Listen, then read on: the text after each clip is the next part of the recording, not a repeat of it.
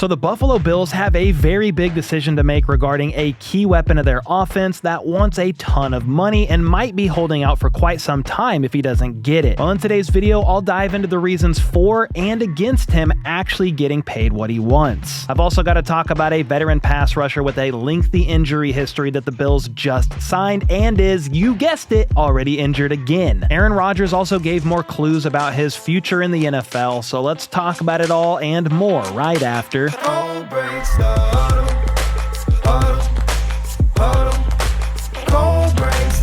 Alright, first up, I know we're all tired of hearing about Aaron Rodgers, but sadly, he continues to string us all along, and we actually do have an update worth mentioning. He recently appeared at an event in Austin, Texas over the weekend and did a little Q&A. Well, during said Q&A, he was asked if he would ever consider playing for the Bears. Will Aaron Rodgers ever go to the Bears? No, but I believe there's a team that might play in Chicago this year. On a road trip. Well, it's pretty easy to figure out who he's talking about when you take a look at the Bears' home schedule. Vikings, Cowboys, Saints, Giants, Steelers, Browns, Packers, and Lions. Of those teams, the Saints and Steelers are the only two that would be looking to sign a starting QB. Well, during the same event, he was asked if he would ever play for the Saints, and he actually shut that down right away, saying, "No, that's the answer. No, I've played there a couple of times, but no, the answer is no. I'm too old. I don't want to live in Louisiana. Sorry." So that narrows it down to basically one team, the Pittsburgh Steelers. The question is, when the heck is this actually going to happen, if at all? Maybe there's some kind of an agreement behind closed doors that we don't know about between Rodgers and the Steelers front office. It's one possibility, but owner Art Rooney, his recent comments plus some reports about the Steelers having a plan B for Rodgers doesn't have me convinced about that. Last week at the owners' meetings, Art Rooney said that the Steelers will not wait forever, but a little while longer for Rodgers. Well, how much longer? Jeremy Fowler of ESPN recently reported that Kirk Cousins is on the Steelers' radar if something were to fall through with Rodgers. I think that tells you that Rodgers signing with the Steelers isn't a guaranteed 100% sure thing. Kirk Cousins is a decent plan B, all things considered.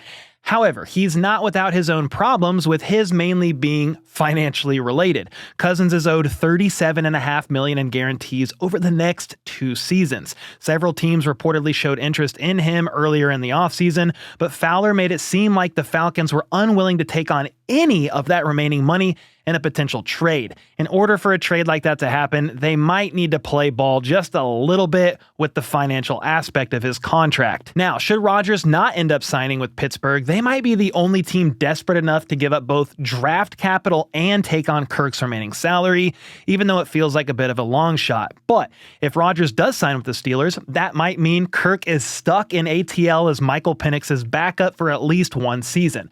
That is, unless some team's quarterback goes down early in the year and they get desperate enough to make an in-season trade for him prior to the deadline. It's getting to be kind of a messy situation down there in Atlanta, with Kirk reportedly not showing up for voluntary OTAs today. That's the key word there. It is voluntary, not mandatory, but it is worth keeping an eye on this offseason. Now, another player who wasn't at OTAs today was Bills running back James Cook. In fact, he was reportedly the only Bills player not to show up today. I'll get to Cook in a second because there's a lot to process through there, but I did want to note that Bills head coach Sean McDermott also mentioned that their newly signed veteran pass rusher Joey Bosa pulled a calf muscle and will be out for the foreseeable future. McDermott did say, though, that Bosa should be good for training camp. Well, this was my concern for any team that opted to sign Joey Bosa this offseason, because he has really struggled to stay healthy in recent years. He missed 12 games in 2022 due to a groin tear that actually required surgery, then missed the final 7 games of the 2023 NFL season with a foot sprain. 2024 featured a hand wrist fracture, a low back issue, as well as a hip bruise, and he only started in 9 of 17 games. So after starting out his NFL career with 10 or more sacks in 4 of his first 6 seasons, the 29-year-old vet has racked up just 14 total sacks over the last 3 years and is hoping for a bounce back this year with the Bills. Well, it's safe to say things are off to a rocky start for Bosa, and then contract negotiations between Buffalo and James Cook haven't been the smoothest of sailing either. That's of course most likely why James Cook isn't at OTAs right now, which isn't uncommon for guys in contract disputes. Cook is heading into the final year of his rookie deal and is looking for an extension. Bills GM Brandon Beane sounded pretty confident about Cook being ready for the season, though, saying, quote, "We've had people in the building that he's been talking with, and and I have no doubt when it's time to play football, he'll be ready to roll. But how much money will he be rolling with? That remains to be seen. He took to an Instagram live way back in February indicating that he's looking for $15 million per year, which would actually tie him with Derrick Henry for the third highest paid running back in the league. You could make a case that he deserves something around that. I mean, is he the third best running back in the NFL? Probably not. But at the same time, if you don't pay him and then he has a similar season to the one he had last year, that price is most likely going up even more. In 2024, he tied for the most rushing touchdowns in the league with Derrick Henry and Jahmyr Gibbs. He also ran for over 1,000 yards for the second straight year while averaging 4.9 yards per carry. It's tough to say he's worth $15 million per year, but I am for any player trying to get as much money as they possibly can. After all, the NFL really stands for not for long. One of the biggest knocks on Cooks, though, is that he is not an every down back because of his lack of pass blocking. Chris Sims recently ripped him before the draft for that very thing. And I mean, the proof is kinda in the pudding. He only had 14 pass blocking snaps last season. And to put that in perspective, Kyren Williams, who is a true workhorse back, led the NFL with 179 pass blocking snaps. Saquon Barkley had the 9th most pass blocking snaps out of any running back with 83, which is honestly pretty impressive considering Jalen Hurts was 22nd in pass attempts. Derrick Henry was even out there for 60 pass blocking snaps, which is 4 times the amount Cook was, and Henry is 31 years old.